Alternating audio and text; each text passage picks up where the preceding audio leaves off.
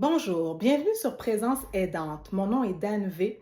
Je suis ergothérapeute et proche aidante de ma mère âgée en perte d'autonomie.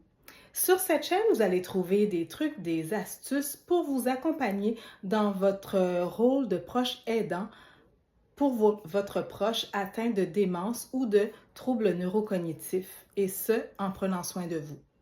Alors aujourd'hui, ce que je vais aborder, c'est un sujet que je trouve vraiment très important. C'est très important de savoir que ce n'est pas toujours de la démence. Quand on a un proche âgé qui a des troubles cognitifs, on a souvent ce mot en tête, mais ce n'est pas toujours de la démence. Alors je vais aborder avec vous trois causes médicales qui peuvent expliquer un trouble cognitif qui apparaît chez la personne âgée, mais qui n'ont rien à voir avec la démence. Alors, la cause numéro un que je veux aborder, ce sont les médications, les effets secondaires de certains médicaments. Alors, il y a certains médicaments comme les psychotropes, les opioïdes, les sédatifs, les antihistaminiques de première génération qui peuvent entraîner une diminution de l'état de conscience accompagnée de, bon, ça peut être aussi des troubles d'attention, des troubles de mémoire. Alors, on retrouve ces effets secondaires-là dans certains médicaments. Aussi, il y a des médicaments qui n'ont pas nécessairement dans leur effet secondaire des troubles cognitifs, mais qui, en combinaison avec d'autres, peuvent entraîner une manifestation d'une diminution de la santé cognitive. Alors, c'est important à savoir. Maintenant, je vais aborder la cause 2 qui concerne les désordres métaboliques. Alors, les désordres métaboliques, on peut prendre par exemple le diabète, un diabète débalancé, un problème au niveau de la déshydratation. Alors, ce sont des éléments qui peuvent altérer la santé cognitive chez la personne âgée. C'est très important d'être sensibilisé à ça. Et finalement, la cause 3 que je veux aborder avec vous, ce sont les infections.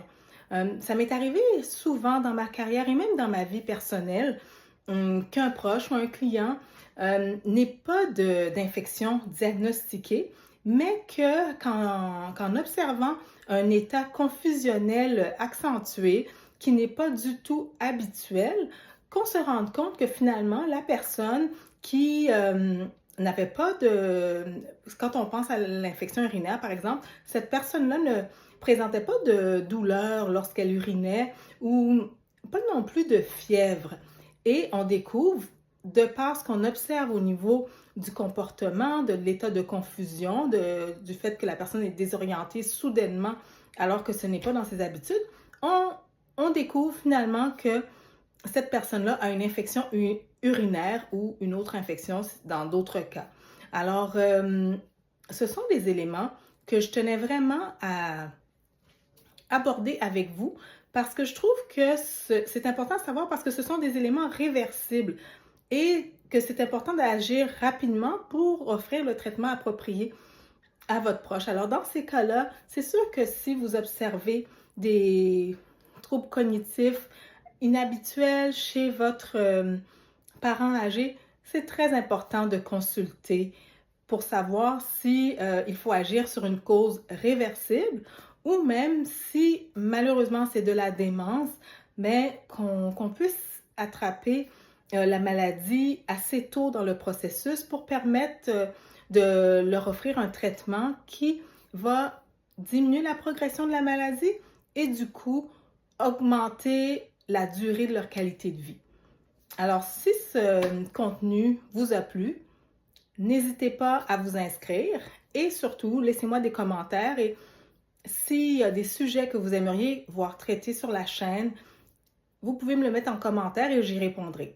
Donc, je vous remercie de votre attention et passez une bonne journée et à très bientôt. Prenez soin de vous.